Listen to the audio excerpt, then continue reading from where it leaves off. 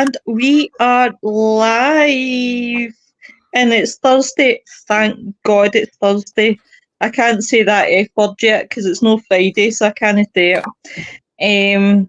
So tonight, as you can see, it's a bigger group of us tonight. I just want to first off welcome Joe and welcome Debbie and Jill. They've joined to the Graven back. So please let's give them a hello, hearty welcome. I see there's 6 people there. If somebody could say hi so I know you can all hear me, that would be great, guys. Thank you. And I want to say a big happy birthday to that English twat that I have on a Friday night called Ian. I want to say a happy 65th birthday. Hope you've got the old bus pass. He's got to kill me. He's got to shoot the boots off me. He's got. He will. I'm going to get it tomorrow. 70. Well, he gets it early for being special. So while I am sharing out, guys, how has everybody been? Doing pretty good so far. Hanging in there. I finally finished up that slideshow, by the way. Like, literally done with it. It's officially completed. Right on. What slideshow is that? It was on the Super Outbreak. It's the one I've been doing for the last couple weeks. This was a lot more bigger than I originally expected it to be, and it's definitely the largest slideshow I put together. And I finally got it done today. It's officially, like I said, it's officially finished. So it's kind of a relief for me. Right on. Congratulations. That's what I've heard. That's what I've heard, Nick. It'll be done by next week. Next week, aye. That week after. Well, now it's actually done. Hey, Nettie. Hey, Joanne. Welcome to the show. Hey, Joanne. Oh, I can hear Lois. That's not a good sound. That's a destroying death sound. I know. It's a destroying sound. So tonight, guys, I know I'm a day early, and I recognise it. That was my miscalculation. But by the time that I advertised the show, it was too late. So I thought we would talk about Chernobyl. Now, I absolutely fascinated with the place. Fascinated. Tomorrow will mark the 38th anniversary of Chernobyl. Now, I would love to go there. I'm not going to lie. I really would love to go there. I've had an experience through the VR. It's not the same, but I really enjoyed it because I just carried on. I was there. But it is a fascinating subject, is Chernobyl. And the accident happened in 1986. And they say it was a result of a flawed reactor design that was operated with inadequate training, which then ended up resulting in explosions and fires, release at least 5% of the radioactive core into the environment. And when I see the pictures, I feel really sad, because it's population and then everybody having to move their life away from it. Now, there was a lot of heroes in this story. And there was it was really sad, and there is people who I think are still suffering with it today, due to obviously radiation. So yeah, it is. Hey, Melinda. Hey, Tony.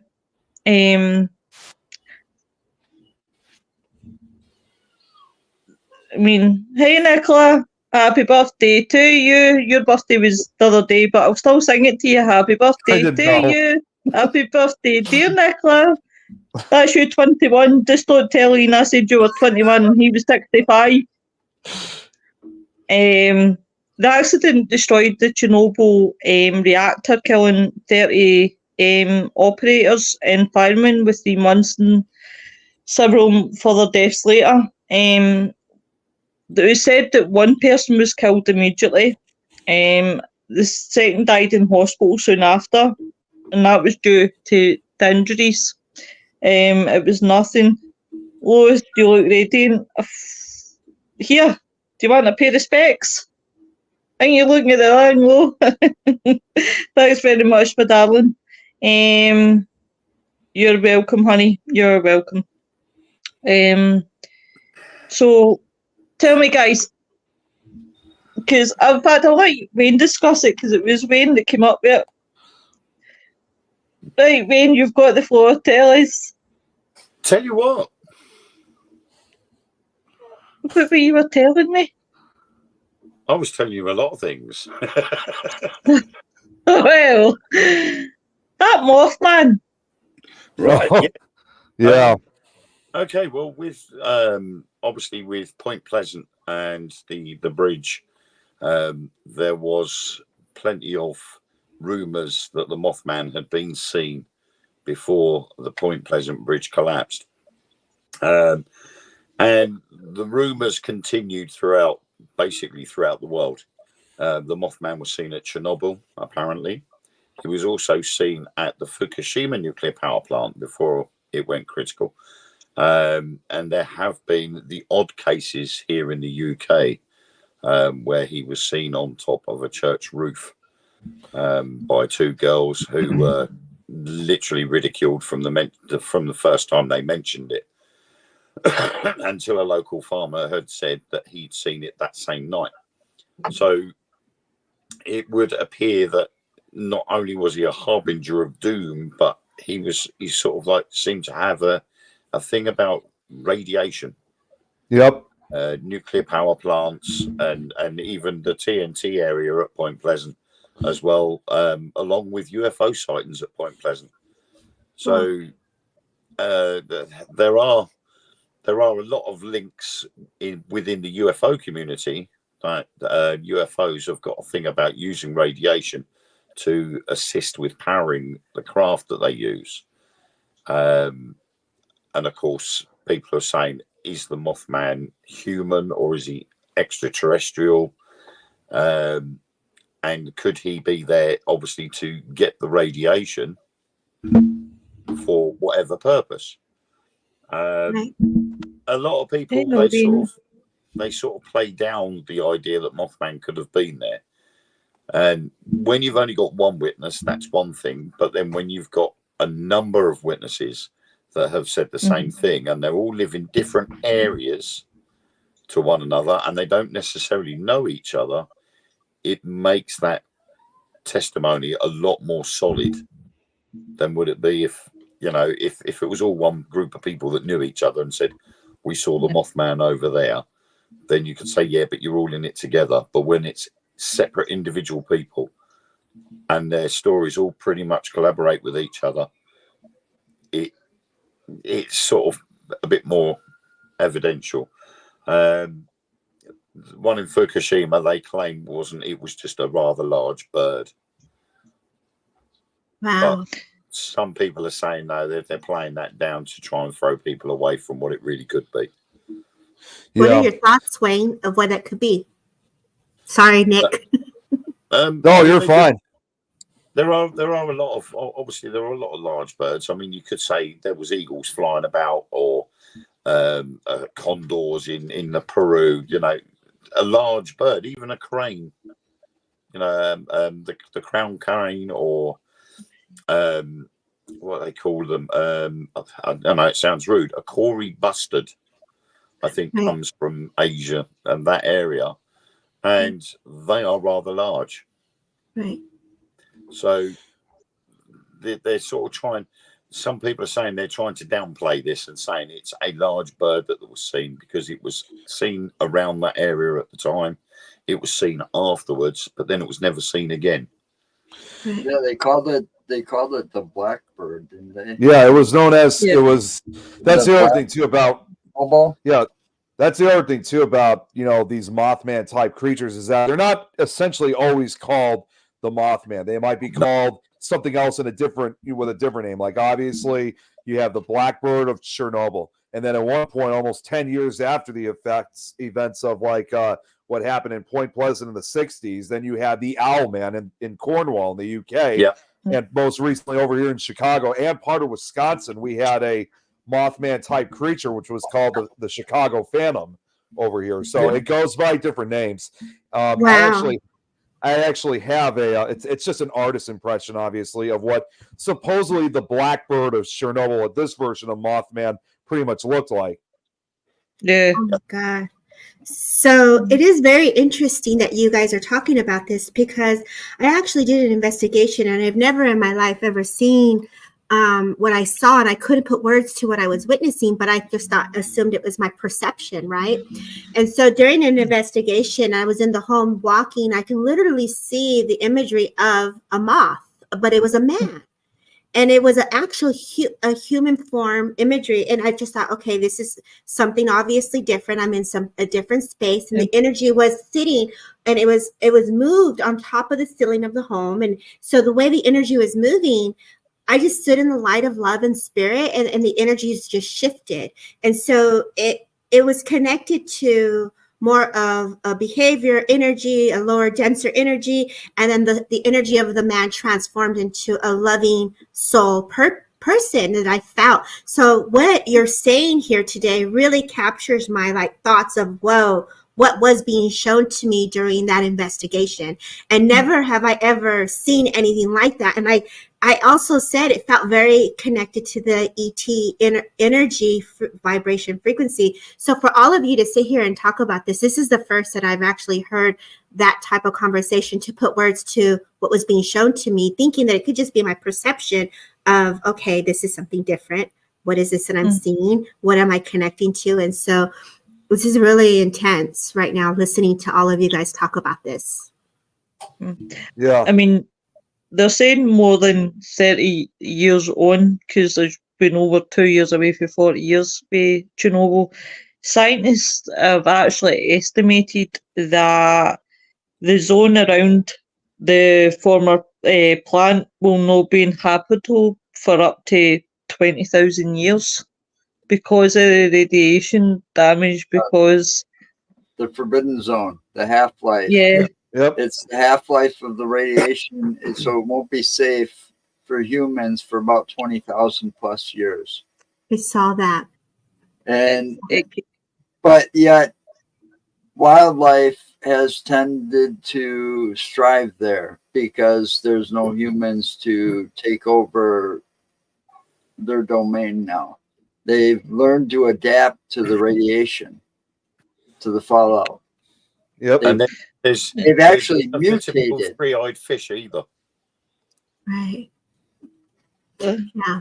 I was seeing that there was a lot of diagnosis to thyroid cancer in connection to those that were exposed to it. And I was watching it and listening to it and just feeling it. My heart just felt as Alo spoke about how those of service were going in and they were trying to get through the rumbage of trying to save the souls that were unfortunately hurt. And, your heart just can't help but pause as they're going into that, and they're putting their own life at risk to just save who they could, even being exposed, and the materials that they use for their own self to protect them. You look at it and it's not enough. And you're thinking, God, how brave of them to be able to jump in and to be able to just say, you know what, I got you. Like that is dedication of service. The problem was some of the crews that went in to clear up, they didn't know what they were clearing up. Yeah, they didn't know because of the explosion itself sent debris and fragments up into the air. They never realized that they were actually picking up reactor core particles, and they were actually holding them in their hands to put them in the waste disposal, not realizing that they were actually getting, lethal doses of radiation from the bits of reactor core. And the thing about radiation, and I know this firsthand, okay, because I went through something called total body eradication, you know, and that's just got to be, you know, I mean, still it was kind of lethal doses of radiation because it was supposed to kill all the bone marrow in my body at the time. But at the same time, just that small amount of radiation that I went through burned my skin and some of like the inside of my mouth, my stomach lining. I mean, think about it. At that high doses, those people were in some massive pain after a certain point. Jeez, yeah. Because that radiation burn that they went through had to go right down to the bone. Wow. I would imagine. I mean, I was peeling skin. Think about how a snake sheds its skin, you know, and you get that whole length of that. Yeah. I could do that on my arm when I was burned from the radiation. I could actually peel a whole glove or arm glove off my arm of skin. Ouch. And it was painful. Wow. I'm looking at Eric's comment too. Do you see Eric's comment, what we're going through? Yeah, I'll just get through to the head. Oh, that right, Eric. I don't know why, but could what people are calling Mothman be the angel of death? You know, as someone who obviously studies a lot of, you know, things, I mean, a lot on Mothman, there's a lot of different theories on what the Mothman, or in this case, the Blackbird of Chernobyl could be. I mean, there's just lists of ideas, from like a demon to an alien, or some type of even a type of grim reaper, or a dark angel of some sort. I mean, that's the list goes on. One thing of the paranormal field right now. It's all theories. Nobody's wrong yet. Yeah, right. Exactly. Until And the thing that they've said that was, I've watched a lot of documentaries on this today, and they did kind of cross over talking about Mothman and this Blackbird. And they both made the theories a couple of times that it was there to warn people. That's why it was cited so much beforehand. You know, the same as with Point Pleasant. Mothman had been seen countless times before the bridge collapsed. Right. The bridge collapsed. He was never seen again. Right. Yeah, and that's also another theory. Again, like warning before an impending disaster. I could even throw out another example, and this was probably this was over 20 years after the Chernobyl disaster, and also literally almost 40 years after the Silver Bridge collapse. But in 2007, a Minnesota woman claimed to have seen a Mothman-like creature about a month before the I-35 bridge collapse, which killed 13 people. So it has that same characteristic that it occurs before human tragedies. Yeah. Right. And what I witnessed and what I was holding space was for other souls and the souls that lived within the home, and just tapping into the timelines of the property and how, you know, you go from the timelines of where one suffered through addiction or alcohol, or one person's, fighting their loved ones, and physical abuse was in the home, and you just holding space for that denser energy or situation. But the transformation that came through was a loving soul. So after the energy shifted, the energy was light, it was love, but there were different things that were unexplained to me, because this is the first that I ever seen something that my perception saw, such as exactly what you're speaking of. And so that was really uncomfortable, but I gave what I saw and I didn't change it, and I gave the information the way it was. But also there was the love after. So the healing of what Eric is speaking here, of an angel holding space for the energy to move. It really, I did watch transformation happen. So it could be unexplainable, very phenomenal, of like how that presents itself before a tragic event. That's pretty, and I can say from what I was witnessing and holding space for was a very tragic event of timelines that I was watching. And so for you to say that, I find that to be very interesting. It's really devastating. It is. Unfortunate. Mm-hmm. I'm just going to quickly run through the comments. Hey, Noreen. Joanne says, spotted Nessie around Scotland. I'm really skeptical, Joanne. I really, really I'm am, really and I'm surprised. Scottish. I'm not racist. I told you. Hi, Anita. That was Eric.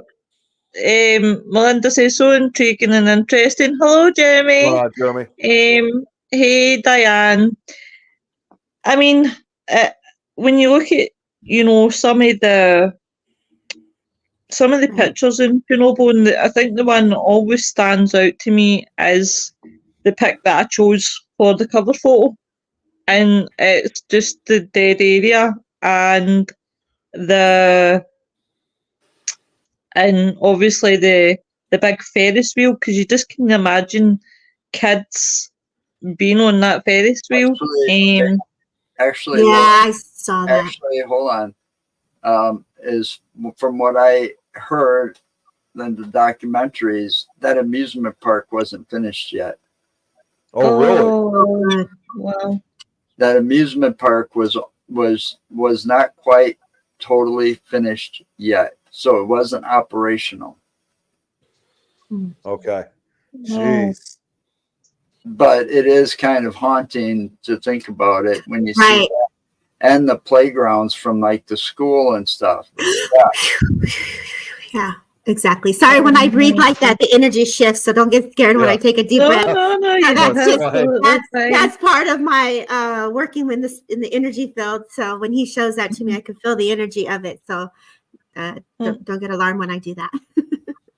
Oh, you're fine. Well, it's just like this is like one of those places I just think to myself, like, and I know there's quite a number of abandoned amusement parks like this from around the world, but this is one of those classic examples where it's like what was probably intended to be like pretty much one of the happiest places on earth for kids has now been completely abandoned and swallowed up and reclaimed back by nature from the explosion. I mean, the meltdown. Yeah, it didn't even give a chance to give those kids joy. Yeah. You know. I didn't. Hey, Bonnie. Do you by chance, Joe, do you have a list of the names of those that have departed that we can just kind of hold space for to remember them? I was just watching documentaries. Did you have information on it, Mo? They gave only the names. The names they gave were the people that made the mistakes and that were working at the power plant. Oh, we got to look at how we can remember them in the light of their spirit. Eric says, think about it though, whether you believe angels are aliens or something from God shows up, which is death is about to occur. Do you know what? Funny enough, right? I did a wee bit of digging today, and this was just a random bit of information that I found about Chernobyl, because I always like to try and find the wee random facts. And I read about this wee bit in the book of Revelations, and an angel predicted a giant star, a wormhole star, would bring on doomsday, more or less. That's the gist. Well, guess what the name for the wormwood plant is in this region? It's none other than Chernobyl, whose namesake later became the name of the town that fed the power plant. Seems obvious? Yes, it is. Finding the woodworm plants, there was one of the main goals, but I just thought that was quite weird. But I do think of the people that it's just a sad situation, but it is a really, really interesting place. And that's the funny thing is, I'm dyslexic, right? And the sign came up. My man was watching something today with Chernobyl, and the sign came up, and I went, "What it says to Chernobyl?" He went, "That's ironic." He says, "You're dyslexic." He says, "But you can read that sign." I says, "But see, when you read that sign and seen that sign so many times," I says, "you have a tendency." I says, "Or maybe I can read foreign languages. I don't know it." I says, "But it is." And I was actually saying to Nick, I told Nick this story, was me and my partner were watching a film called Chernobyl Diaries. And it's one of those kind of B movies, right? and we were watching it, and you will get used to my wee quirks, right? Sometimes my brain doesn't engage, right? And we were sitting watching it, and he says to me, I can't remember what I said to him, and he says to me, never believe what happens in films. So I was like that, oh, okay. And then he watched a documentary about Chernobyl. And I looked at him and I said to him, but I thought you told me that wasn't real. He says, what was happening in the film wasn't real. He says, not the actual disaster itself. And I was like, oh, Lord, there is, I can be dieted. But, yeah.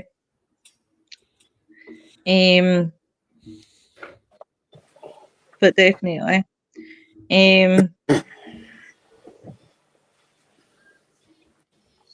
Everybody's went to sleep. No, we were listening to I'm actually looking up more information on Chernobyl myself. So I mean, what I do find interesting is that there are groups that do tourist trips into Pripyat. Wow. Mm-hmm. They go around to the old amusement park, the new old amusement park, and they do take trips to the actual plant itself. And some of the other buildings, it looks like. And it's now encased in concrete. The whole thing is encased in one massive concrete dome.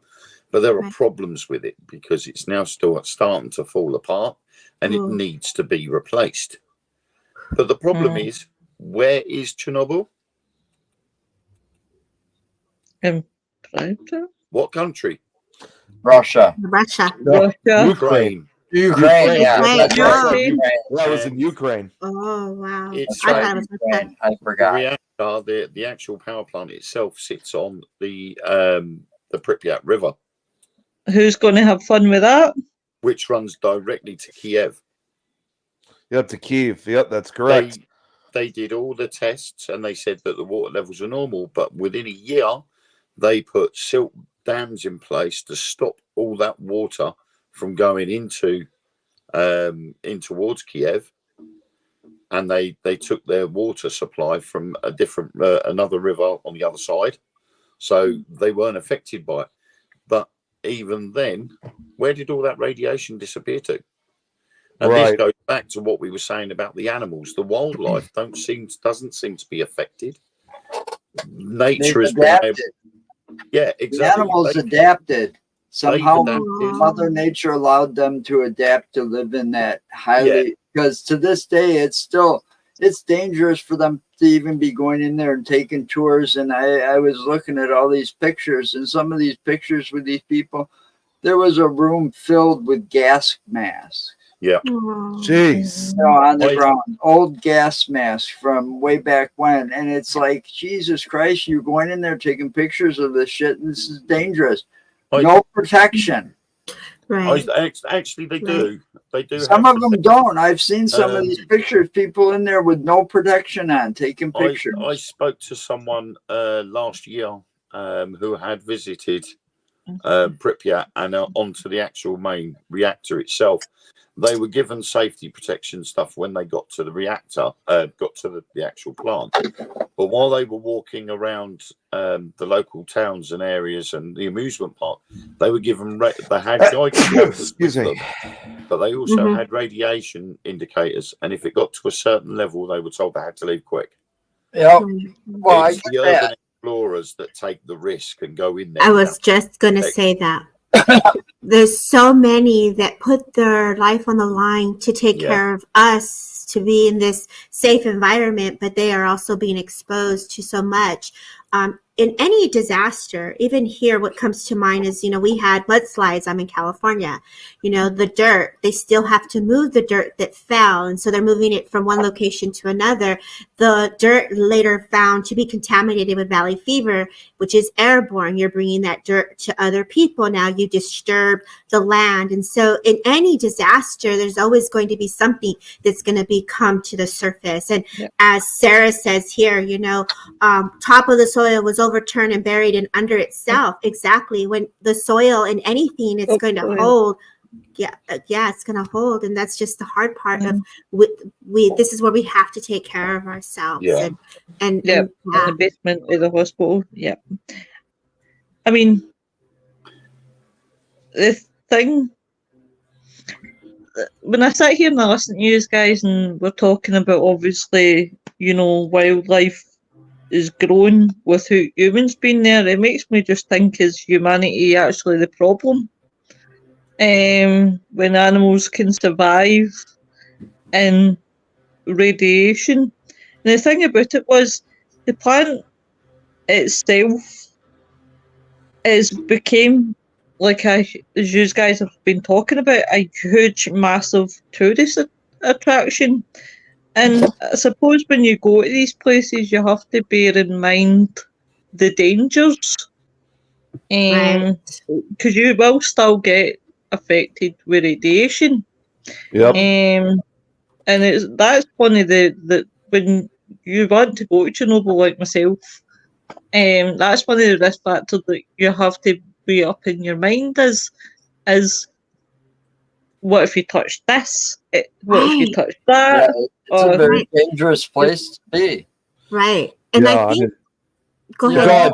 No, you go ahead, Debbie. It's fine. I was going to say what scares me the most is the integrity of the building when you're doing investigations. You got to get into the property. You're inhaling different fumes and chemicals. And are you allergic to certain things within the home? It's so old. And these are things that people don't realize when you are out there doing your investigations. Exactly what you're saying. You're touching things that you don't know what's been on that object. And so you're putting yourself in a position also to be vulnerable or exposed to the foundation. And that's a lot of work you guys are daring to go into. So mad respect to you guys for doing what you do.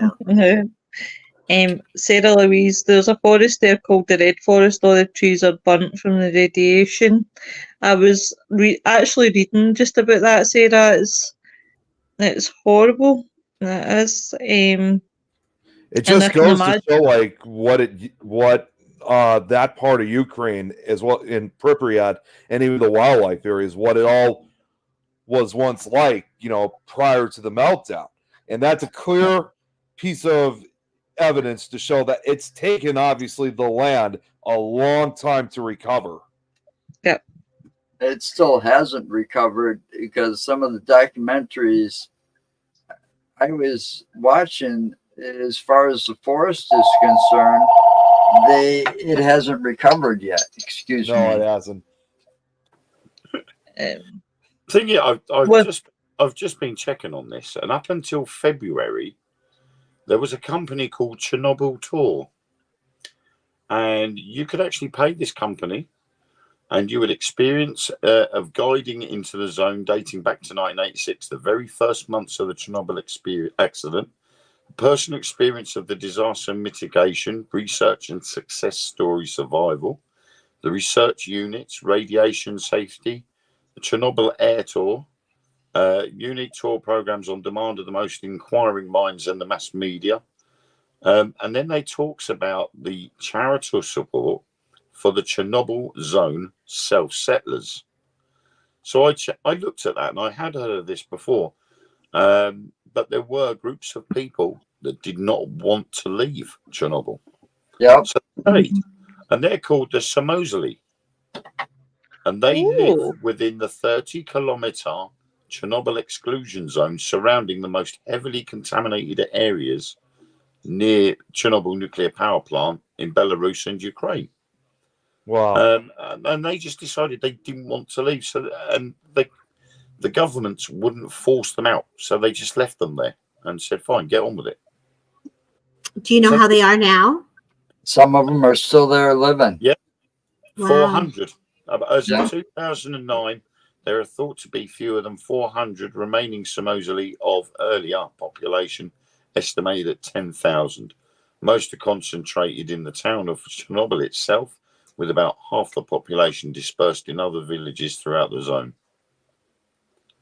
Wow.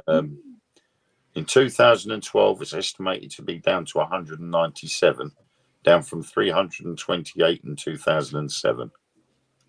So there's been a lot of deaths over 25 years. There's been 900 deaths, and just Jeez. one birth in the exclusion zone. Wow. Oh, wow.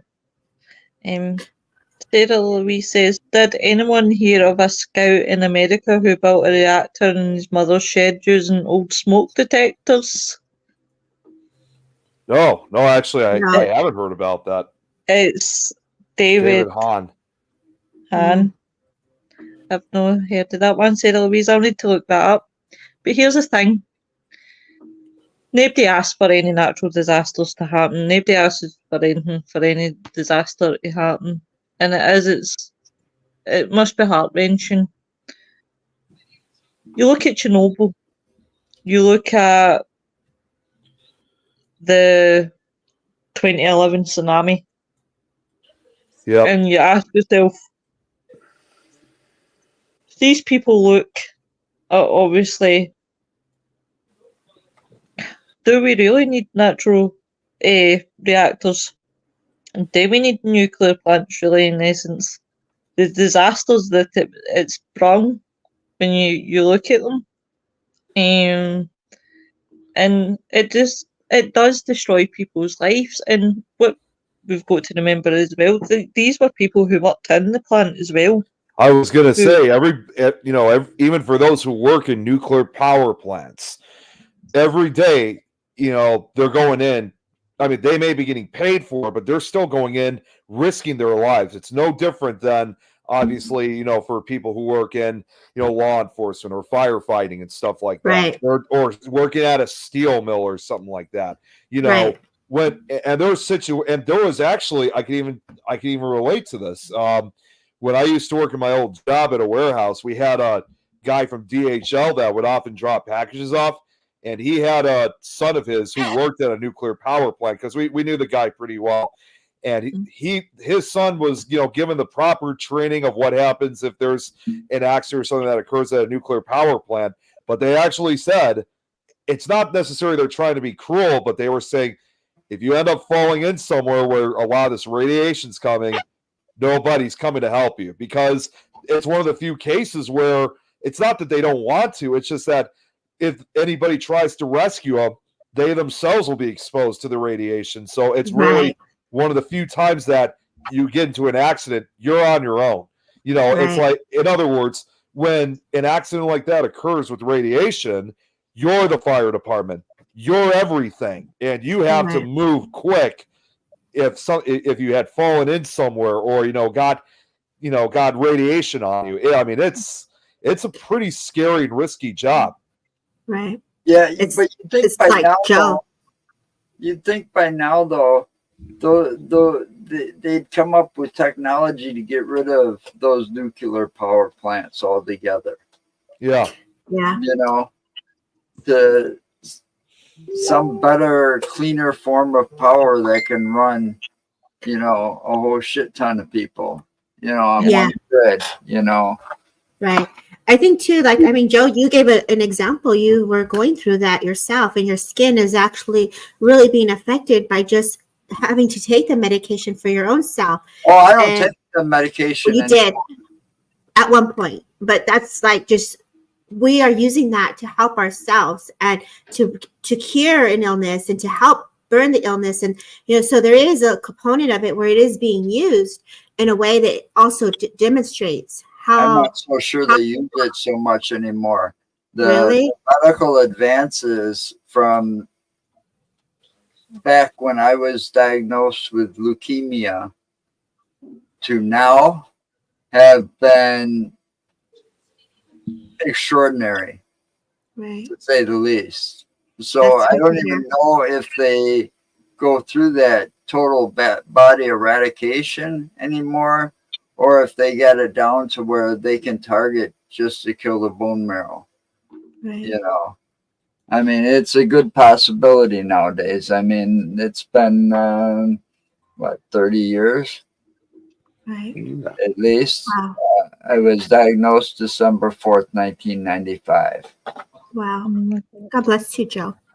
Told I wasn't going to live to see Christmas that year. Goes to show you what the fuck doctors know. They don't know a hell of a lot, do they? Your will to live. Yep. Yep, that's it. Yep. It's the will. They don't understand that a person's will to live, if it's strong enough, they can beat anything. Right. Mhm. Yeah. Yeah, I'll add to Von's comment there about why would someone want to bear a child. They lived in Chernobyl at the time, and then they moved back, and then she was pregnant with the child. She gave birth to the baby in Chernobyl, and now the child now lives outside the exclusion zone. So and it was declared that the child was safe of radiation. She's fit and healthy, and she now lives outside that zone, but comes back to visit her mum, who still lives in the zone. Oh, wow. Wow. Yeah, Sarah Louise says Chernobyl was an ultimate man-made disaster, it and was. Sarah Louise has been to one Sellafield nuclear power plant. What do you guys think about the fact that the Sovereign Union attempted to cover it up in the aftermath of Chernobyl? I mean, their own citizens were kept in the dark and made no attempt to alert neighbouring countries. You know, I The think problem is them you've got covering to it look up. You've got to look at fallout. Where's the fallout going to go? And you need to rely on weather reports to be able to determine which way the fallout's going. You can't, you know, if the reactor goes, you can't turn around to Belarus and Poland and say, look, it's heading your way, when it could be heading into mainland Russia and off towards Alaska. So you have to wait for weather reports to come in so you know which direction the fallout's going. Wow. You can only set up an exclusion zone around the area itself to stop anybody else from getting close to the site. It's a waiting game, really, for weather patterns, wind patterns. You need to know which way it's going to go. Mm-hmm. What we said, Joe, with volcanoes. Well, that was true. It was Sweden who detected it. Obviously, they didn't hide it that well because Sweden picked it up in their in their radar. About obviously, what were you saying, Joe? I'm just saying it's not surprising that they try to cover things up. You know, Oh God. I wouldn't, you know, if something happened like that here, and I'm not big on our government either, and I'm not going to get into the politics of it, but you bet they'd cover it up here too. Which has happened. It has happened in the past. And look at that town that you can't go to in Pennsylvania. Centralia. Yeah. I mean, we that covered was that. Yeah, we just recently covered that one. They covered that up too, you know, for a while. You know, that was all man-made. Yeah. And yet still, just like Pripyat and Chernobyl, I mean, it's like you still have a few residents that still live there. Not only 5 of them to be exact, but still you have residents that are still living in that area. Yeah, and it's still what was that game or movie? Silent Hill. Silent Hill on that area. Yes, it was. That was Centralia. We've done that. Sarah Louise says it was Sweden. Sarah Louise and me have got the exact same thoughts. And radiation was detected in Scotland. Oh wow, I didn't know that one, Sarah Louise. But that was the problem with the radioactive fallout. All of the smoke and the dust and debris that went up into the atmosphere would have then been carried on the wind current. Right. And it would have gone whatever direction the wind was blowing it. So it went up towards Sweden and then it came across. And that was why it was picked up in Scotland. See, the instant they knew that plant exploded, there should have been like some kind of international alert going out. You know, Well, that's they had the capabilities of doing that back then. yeah, that's what I was going to say. It's not like they did say something like that for that possible meltdown that occurred, obviously, as you mentioned earlier, Lois, about the 2011 earthquake in Japan with Fukushima. They issued a worldwide alert for this possible radiation meltdown. But you're right, Joe. I mean, obviously, the difference was back in 1986, they didn't have that type of capability. Mm-hmm. Right. But they still could have done it. It would have just taken them a lot longer. Yeah. That's the point.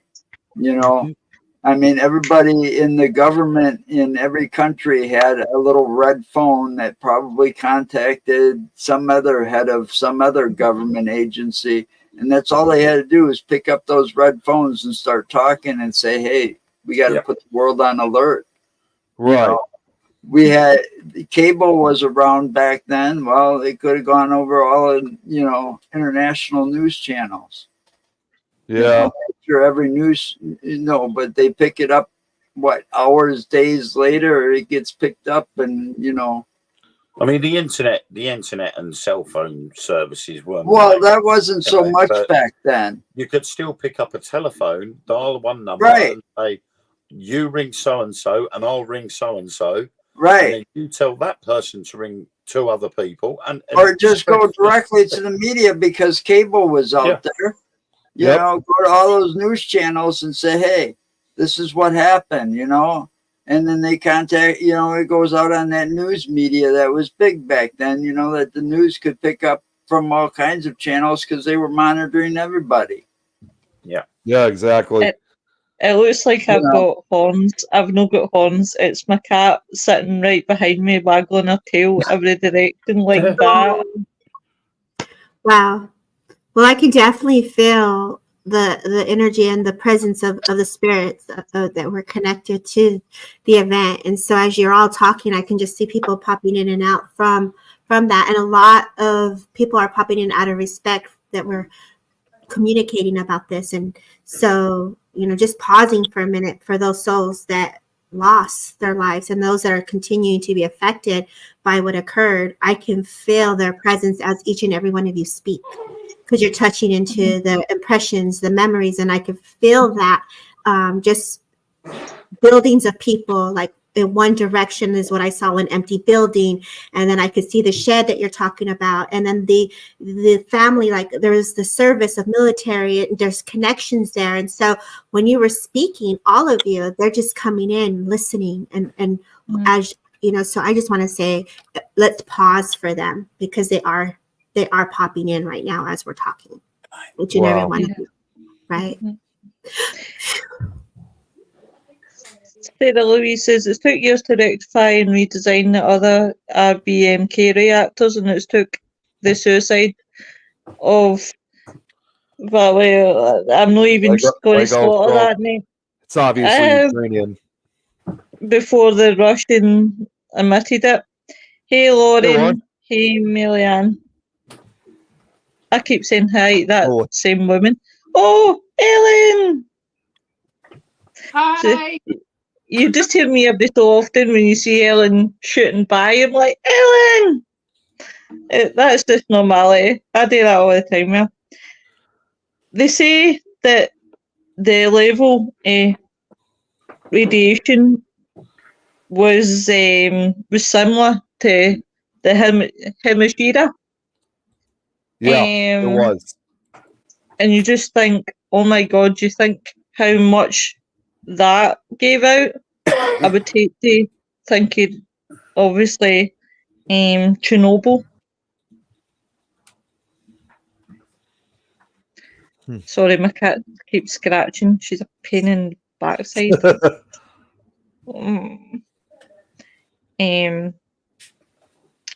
But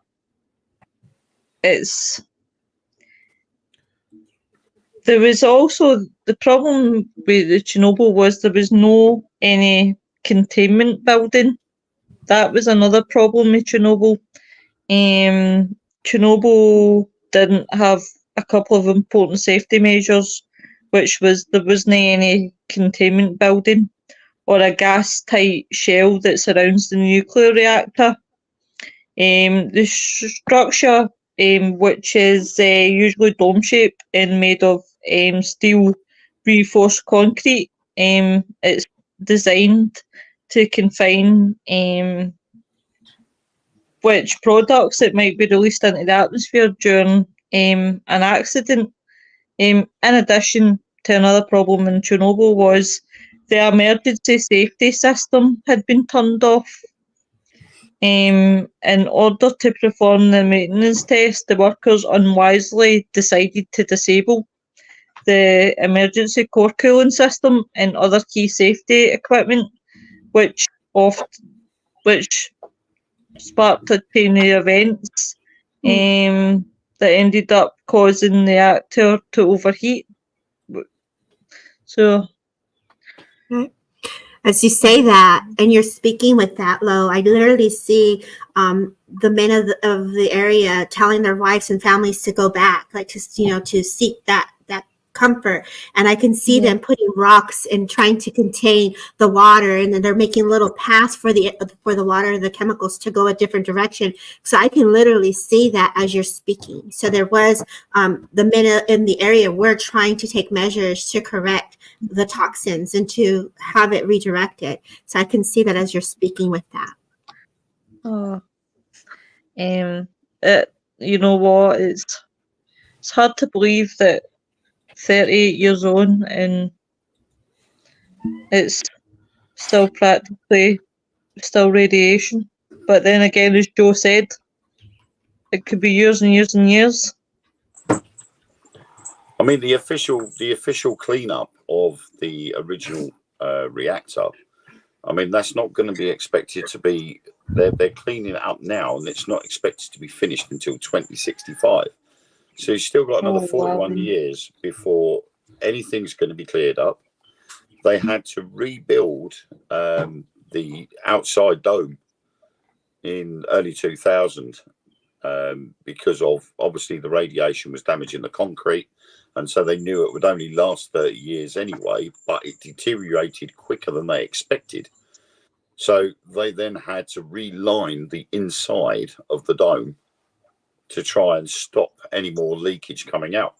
And when I've just looked at it up now, they actually restarted the undamaged reactors in 1986 and 87. So after that, reactor 4 went bananas.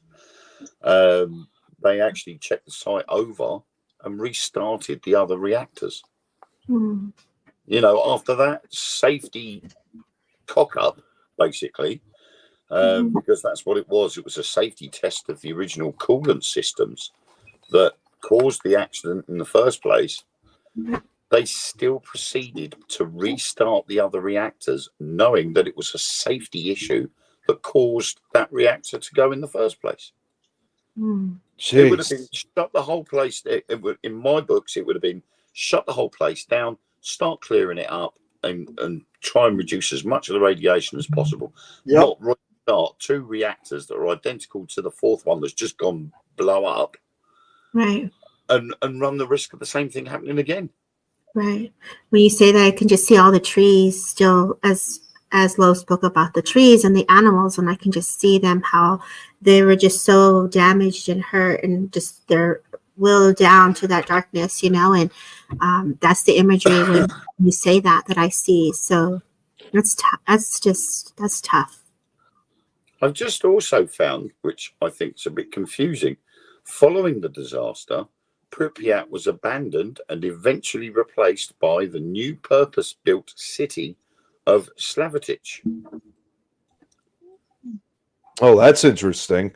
Never heard anything about that before. It's a city and municipality in northern Ukraine, purpose-built for the evacuated personnel of the Chernobyl nuclear power plant after the 1986 disaster that occurred near the city of Pripyat. Geographically located within Chernihiv Rayon, Chernihiv Oblast, Slavitich is administratively subordinated to the Kiev Oblast and is part of the Vishorod Rayon. It is conterminous with Slavitic urban Hromada, one of the Hromadas of Ukraine. In 2021, the city had a population of 24,462. Oh wow. So it's Saying big. that. Oh, sorry, Nicola.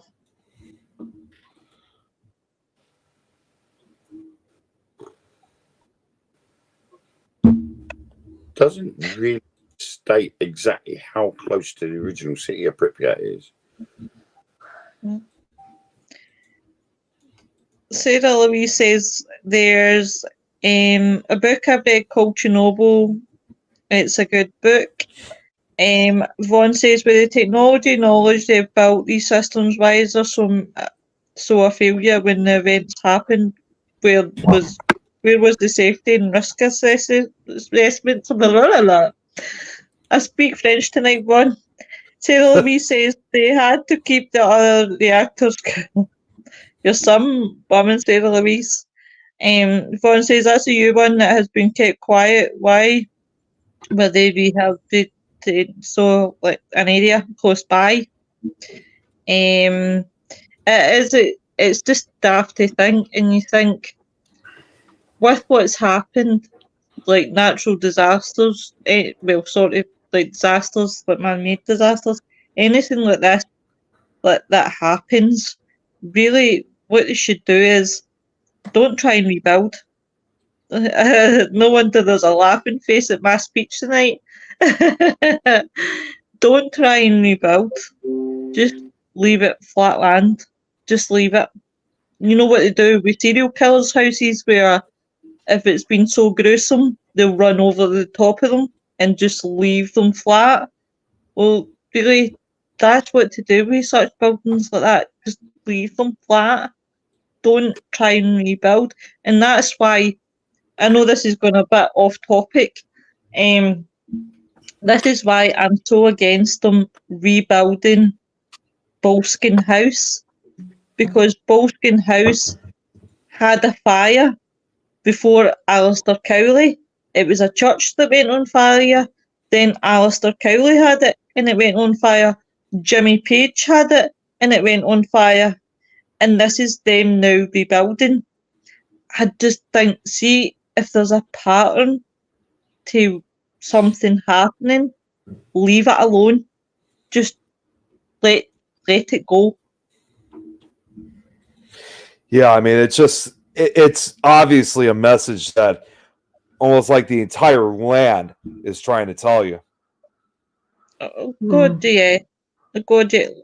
Again, going back to Joe and what he was saying about the wildlife and how much wildlife has come on, they've adapted. You've got to say to yourself, why is that? Because humanity's not there. Yeah. And it's amazing. And it is.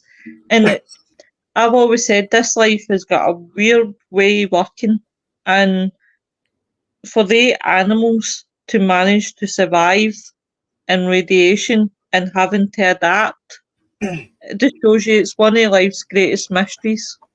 Well, it goes back to what's his name, Jeff Goldblum in Jurassic Park. Yeah, Find a way. exactly. They always find a way to adapt. Right. I love that. I love Jeff Goldblum. The thing is, to start off with, yes, the population of species will drop, but then, like Joe says, with adaptation, that then brings the numbers back. Right. So the animals have learned to adapt with the conditions that they're in. The numbers would have slowly dropped, but then they would have started increasing again once the adaptation had taken place. And then the numbers come back, and there's nothing wrong with them because they've adapted. Right. Yeah, they've adapted to this unique environment that they're living in now. Yeah. Well, yeah, they started out by talking about how the mutations happen. You know, and a lot of the animals didn't survive because of the mutations, being born with an extra limb or a couple of limbs or, whatever. And as time went on, a decade or two, here we are. and they're thriving with a lot less mutation, and they're just adapted, eating the vegetation, which is highly radiated and stuff, but they've adapted somehow. Right. The contamination. Mm-hmm. Wayne's went black. I'm sorry, it's my cat's butt. That's absolutely fine. Before we go, guys, I just want to shout out a couple of things.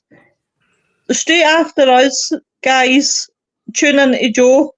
He has got retro review. I'll let Joe tell you about his show.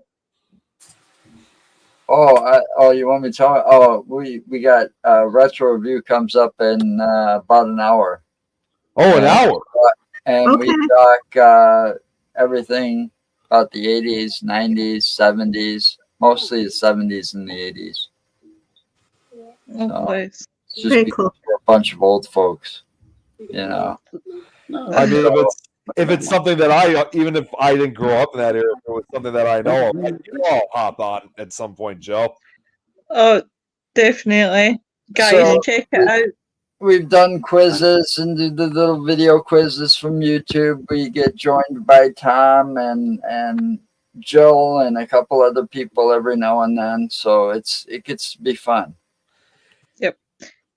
Definitely, guys, check out Joe. Next week, guys, there is obviously you guys that have joined us tonight. There's a wee bit of a switch. Hey, Robert, there's a wee bit of a switch over. Now, I need Nick to be my right-hand man here and remind me and have it tattooed to me, right? Next week, Friday Frighteners is on at 9 p.m. Christ, Robert, give me a chance. He just shut up. He was like, hi, guys. Bye, guys. Bye, guys. He's like, bye. Give me a chance. You'll get used to these regulars, guys, honestly.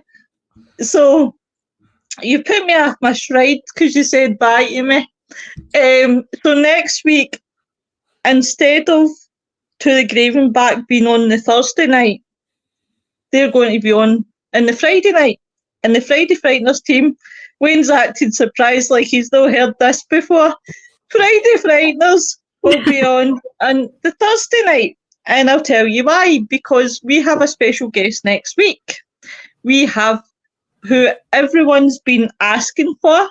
Dr. Cal Cooper is coming on next week, guys. Oh, I see. So because Dr. Cal Cooper's coming on Thursday, I get demoted, do I?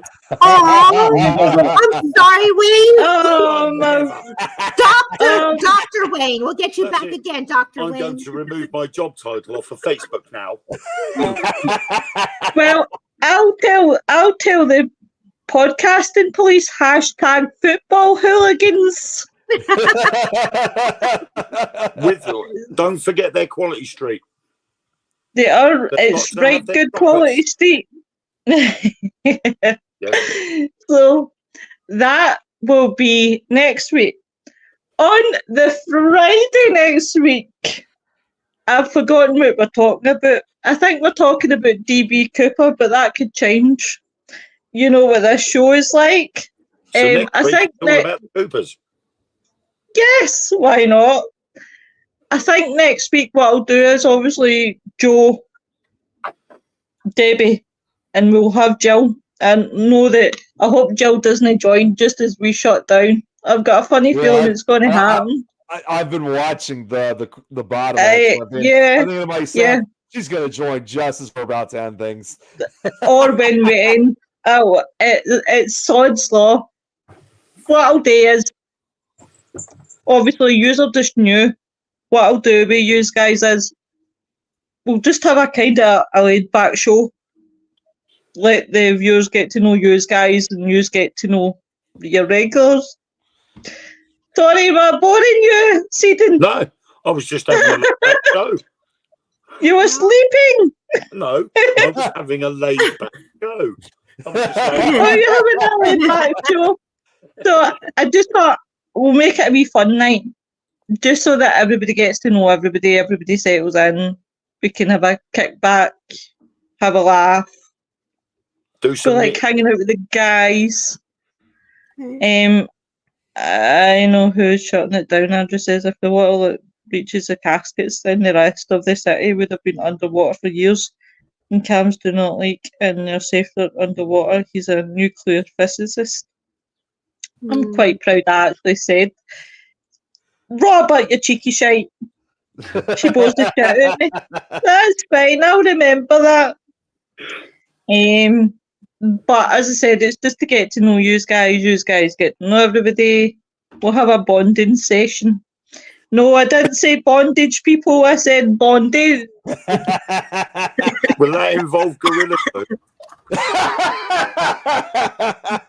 It might involve that and com. But it will be a good one. Obviously, if you guys can make it Friday, next Friday, I can understand. The only thing I'll say to you is it's not 9 o'clock on the Friday, it's 8 o'clock on the Friday. Okay. Yes, I know. I've got 2 shows with different timings.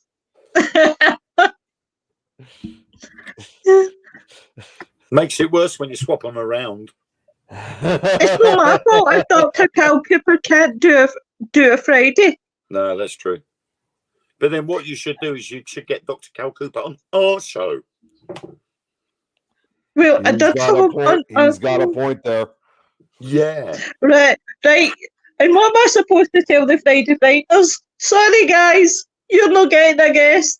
Beat it. But they had him on there before. No, it was actually this show because it was me, Nick, and Grizzly when we had. I'll tell you what. Do you want to come on next Thursday with Dr. Calcooper? No, I'm doing me knitting. No, you're just gonna twisted shit. What color, Wayne? What color are you knitting? What colors are you wearing? Purple, great color. Great color. We're gonna call in spirit with the purple. Just in case Debbie and Joe didn't know, I do have an alter ego. Okay. I was actually going to mention your alter ego around Christmas time called Violet LeBonc. Oh, okay. It was unintentional. It came about because I wondered what I would look like without freckles. So my lovely partner Ellen decided to put some foundation on my face, and it didn't stop there. Next minute I knew I had eyeliner and lipstick and blusher and a purple wig. So I had to think of a name. So Violet LeBonc became my alter ego. I love Violet's a great name. Great name. Yeah. Well, Wayne, you better crack her out for Halloween because Halloween falls on our night. Yeah, Halloween's a no-go for me, I'm afraid. No, I'm sorry. It's just like May the 4th and May the 5th is a public holiday for me. I don't do anything on May the 4th and 5th, and Halloween night is my scare the kids' night. That's awesome. I have to be out the front of my house scaring the living daylights out of the population because that's my public holiday. Send me a picture. Obviously, because I want to make a cardboard so that I've got you beside me, so you're here in spirit. I'll send you a cardboard cutout. Yeah, please do. Supermarket to the policeman standing in the window. How about that? I'll go. Wayne will be too busy. I just got the Wayne will be too busy turning his lights on. Well, I kept the lights on my front garden. I've kept under the stones now because they look good. They look awesome all year round. Yep. So all we got to do is just plug them in, and the whole front garden just lights up bright blue. So in fact, talking about days, right? This is why I love when you're on, because I get to, when you're not on, I get to Friday and say, well, I don't know what Wednesday nor the weekend, so you need to ask them. I think this weekend No, I'm not actually. I lie. We are filming for the newest episode of Truth Beyond Paranormal Saturday night.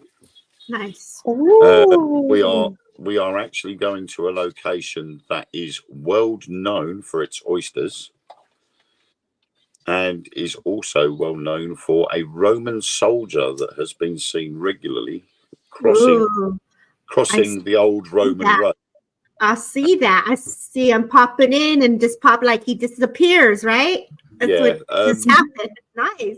The last time we went to this location, we were actually standing on top of the old Roman road, which obviously was covered up, and we'd taken a few photos. And when I looked at my photo on my phone, the sky had gone purple. I went, look at that! Look, everything's gone purple, and everybody's apps all beeped to say we had like the ghost hunting tools app on our phones, and everybody's phones one at a time all flashed up with the word sky. And sure enough, in the picture, the sky was purple. And then we decided to move to the next area. And as we started to walk up, Ellen said, I need to go for a pee. And I said, well, go in front of the car. No one will see you. It's pitch black. You'll be fine.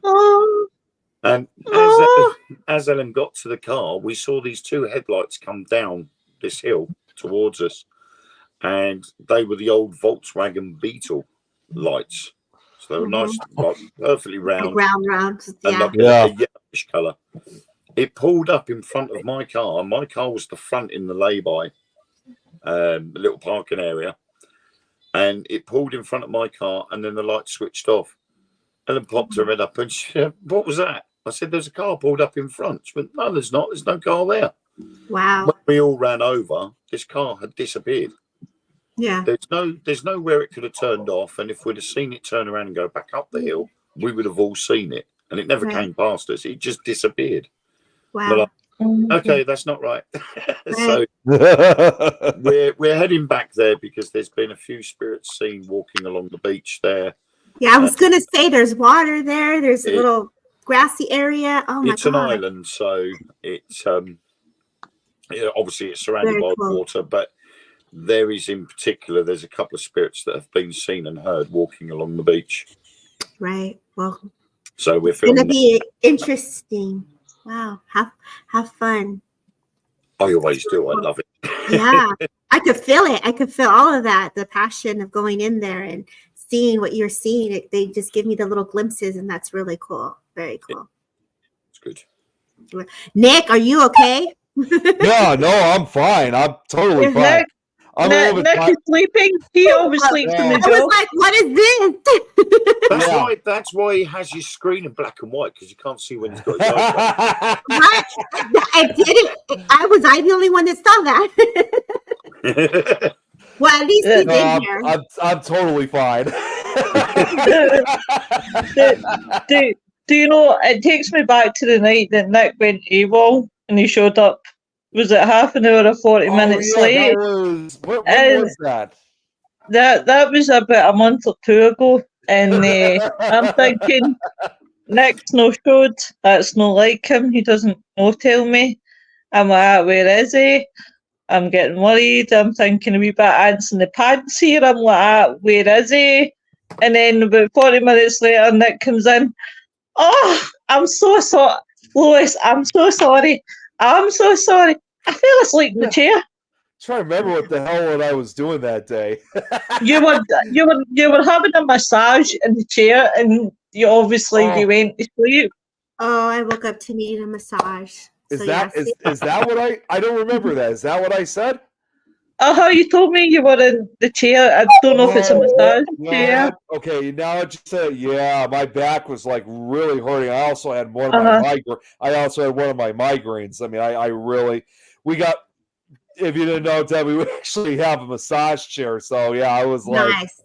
It was, I was in a lot of pain, which it was so, if you didn't know, I get these migraines a lot. It's something, we're still trying to determine where they're coming from, though. We fear that it might have been inherited from my dad, because my sister also gets them too. So when they're extremely painful, it's like you can't even Yeah, I mean, it's like you cannot even think. So that's why I didn't really You know say what anything to migraines Lois. are like? Smoke pot. I can't smoke. And then you got to get rid of all stress. Well, if I was got able all to, the stress in your life, get rid of the toxic people and smoke pot, and your migraines will go away. Well, do you know, funny enough, I'm sitting here having a chuckle because I can imagine, and do you know what? I hope a certain individual's watching because I can see the status flying right out there now, right? But he can go and do one because this is my show. I run it professionally. So anyway, I was just going if I could just say, I would do something like that, but unfortunately I can't because At least it's legal where you live. Well, it's legal, but for me, because I have autism, it affects me differently. So it's not. Yeah, it's like in other words, I'm not trying to sound like I'm an android or anything like that, but because it affects me differently, I'm unable to basically smoke it or have anything to do with it because, it's kind of like part of my programming, if you will. I can imagine you out your trolley singing "Kumbaya, my lord."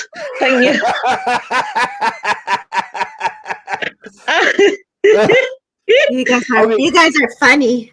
I mean, if I had to like Cheech and Chong.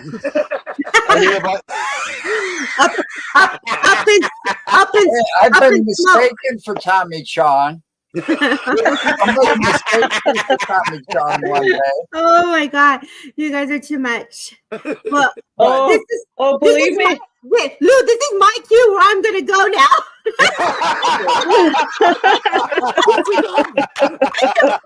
I remember I was like gonna gracefully go. Oh yeah, there you go. My mother, you're like, I'm a man. called me Manson once. Oh, look at that, Joe. But thank you very much, Debbie. Thank you for having me. You guys have yourself a great rest of the day. Where you guys, I know the timelines. You're going to be in a really different time zone over there. You're going to be going to sleep. Yep. Have a good night, Joe. Have a good show, Nick. We'll see you again. Yes. Everybody, thank you for honoring the story today, and those and remembering those, and talking about the history and bringing awareness and inspiration. So, Lou, thank you for having me as a guest. All of you guys, take care. Later. Bye. Good seeing you, Debbie. Take care. Bye. It's all right. Bye. We're not away yet, Sarah Louise. We're having too much fun. But I think we will wrap it up. I was kind of hanging off until in case Jill's came on. Yeah. Because I keep saying to myself, I'll feel terrible if she pops in the next 2 minutes and we're like clunk. So I'm gonna go now, guys. And you all take care. You will see me and Nick tomorrow night for Friday Frighteners. We're having a birthday bash for Ian. So you can imagine the hilarity and the cheek that's going to come. I saw that. You cut your hair short. Yeah, she got a haircut. Oh, you need to send me a picture. I think that's her picture right there. Oh, is that a picture there? Sorry if I'm looking down at the screen. Oh, that's beautiful, honey. Beautiful, suits you. Fair suits you. So everybody check it out tomorrow night. If you think it was mad tonight, wait till you see tomorrow night. Oh, God love us. Buckle up, Teddy. But you guys all have a good night. Check Joe's show out, which will be starting just under an hour, guys. And you all take care, and we'll see you soon, guys. Bye. Have a great night. Take care. Bye.